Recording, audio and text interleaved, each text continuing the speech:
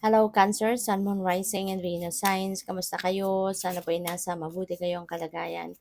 Welcome back po sa Star Tarot at kung bago kayo rito, welcome din po kayo. Please subscribe, like, share my videos, and leave me a comment kung nakaresonate po kayo. Okay? Thank you. So, we have listen, we have rescue.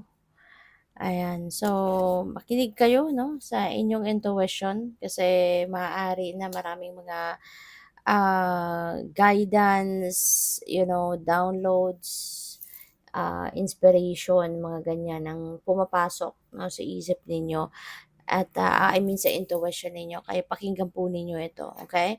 And in order for you to listen to that, to access that guidance sa inyo ng divine, maganda, no? Perfect yan if you are going to do some kind of meditation. Kasi when you are in a meditative mode, 'di ba? Mawawala yung ano mo kasi yung mga mind chatter, mawawala yung mga bulong ng kung sino-sino sa paligid ninyo and instead mas maririnig ninyo kung ano yung mas maririnig ninyo kung ano yung bulong sa ng inyong intuition, no? Kapag nagme-meditate tayo, parang nire-reset nito yung sarili natin, 'di ba? Mas nagiging kalmado tayo, mas nagiging maaliwalas, magaan ang pakiramdam ng isip at ng damdamin natin. Okay? So we also have rescue, help others in need, or ask for assistance when you need it. Ayan. So kung kayo naman na nangangailangan ng tulong in any way, shape, or form, paalala lang ito sa inyo na wag kang mahiya no, na humingi ng tulong, wag kang mahiya na mag-reach out to someone, 'di ba? Kasi lahat tayo we are entitled for help, okay? Kaya walang dapat ikahiya diyan sa paghingi ng tulong, okay? And maaari din ano na baka meron ding hihingi sa iyo ng tulong in any way, shape, or form, 'di ba? Maaari din na mayroong nangangailangan ng something at kayo din yung lalapitan, kayo din yung hihingian ng assistance, no? Kaya good luck sa iyo. Alright? So, by the way, maraming salamat no, for subscribing and if you haven't subscribed yet, subscribe na kayo. And also, maraming salamat no, for not skipping the ads kasi malaking bagay po yun sa akin. Thank you.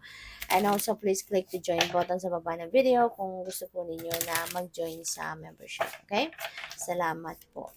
So, what else? We have the two of visions. Ayan. So, meron ditong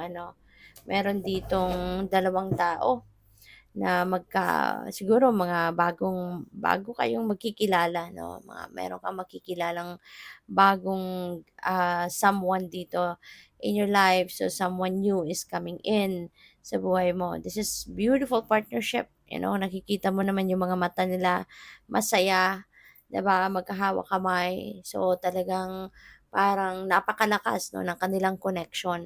So, this could be something no na pwedeng mangyari sa inyo sa ngayon, Cancer.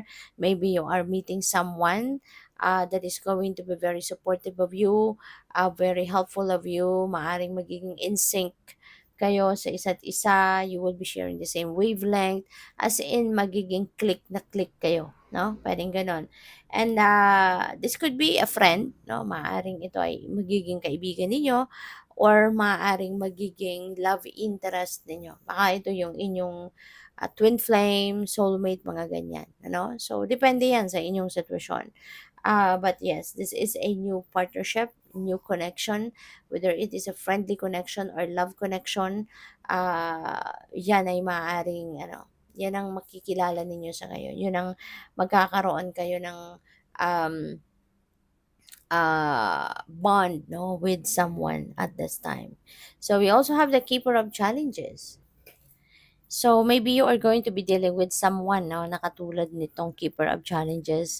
This is someone na pwedeng matured na siya by age or parang ano siya siguro boss ninyo ito or maaring tatay ninyo. Alam mo yon yung parang meron pagka-stricto ang dating, stern, parang hindi mo ma-figure out kung ano yung iniisip niya or ano yung nararamdaman niya. Kasi yung parang, ano lang, yung poker face parang gano'n 'no. So, maaaring gano'ng klaseng ano ang datingan ng taong ito, you know, and, matalino 'no, matalino kaya maaari din na ano ka, hindi mo 'to siya yung klaseng taong ito hindi mo siya puwedeng maloko, alam mo 'yun?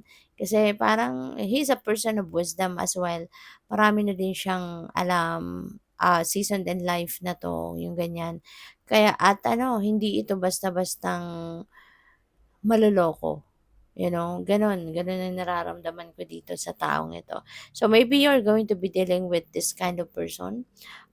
Pupuwedeng ano mo 'yan, pupuwedeng meron kayong blood relationship or maybe this is someone na, pupuwedeng lalapitan mo, 'no? This could be someone else, hindi mo kadugo, and maaaring lalapitan mo siya. Maybe you are going to ask for advice, 'no? Baka siya yung takbuhan mo din, 'no? When, this could be a professional kasi, 'no? So, maaaring siya yung takbuhan mo whenever you need a professional help or professional advice, mga ganyan, 'no? So, 5 of challenges, meron ditong ano kayo, meron kayo ditong maaaring sitwasyon na siguro kinakagulo, 'no? Merong kinakagulo ang isip mo. Kaya pupuwede 'no, na you are confused, maaari na you are, um, baka kasi meron kayo ritong yung parang baka meron kayong, naging kaaway, maaaring nagkaroon kayo ng argument 'no, with someone at, baka alam mo 'yun, mas lalo kayong nalito ano kung anong gagawin ninyo, anong approach ang gagawin ninyo para ma-fix, kung ano man itong pinag-aawayan ninyo or ano man itong, diskusyon ano na nangyari between the two of you. Kaya siguro kayo magpapa-advice din dito kay Keeper of Challenges kasi pupuwedeng this is someone na baka pilosopo siya 'no, 'yun ang na-pick up ko dito. Baka this is someone that is, alam mo 'yun, yung may sariling mundo, ayaw makinig sa'yo, ayaw makinig ng kung ano yung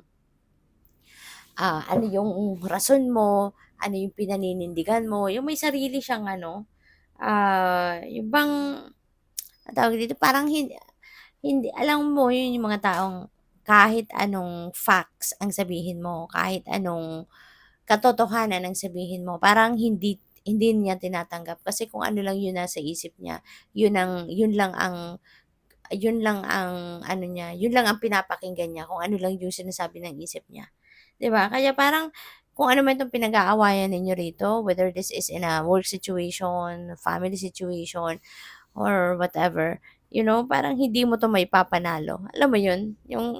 Hindi mo siya puwedeng ipanalo kasi kung ano yung punto mo, ano yung rason mo, hindi tinatanggap 'no, ng taong ito 'no, na maaaring nakaaway mo or nakasagutan mo.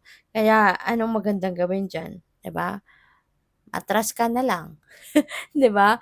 Or tignan mo 'no, use your own judgment and discernment on that situation. Maaari din kasi na dahil lang siguro may tension pa or galit pa yung taong ito, kaya yung sarili niya lang ang pinapakinggan, 'no? So, it's all up to you now kung meron kayong gano'ng sitwasyon, 'wag mo nang ipagpilitan yung katotohanan. Even if that is the truth na alam mo, even if that is you feel like that is the right thing to do or the right thing, 'no? Kasi kung saradong isip 'no, ng taong ito that you are dealing with, wala kang ipapanalo diyan. Masasayang lang ng oras mo, energy mo, 'di ba? Mabibwisit ka lang. Okay. So, pag-isipan mong mabuti na tignan mo kung ano ang eksaktong sitwasyon na nandiyo diyan, 'di ba? Kasi always remember na you need to choose your battles. Okay? Kung sa tingin mo walang saysay 'no, na makipag-usap ka, walang saysay na diskusyon ka, then 'wag na, 'di ba? So, good luck sa'yo. Thank you for watching. Love and light. Namaste.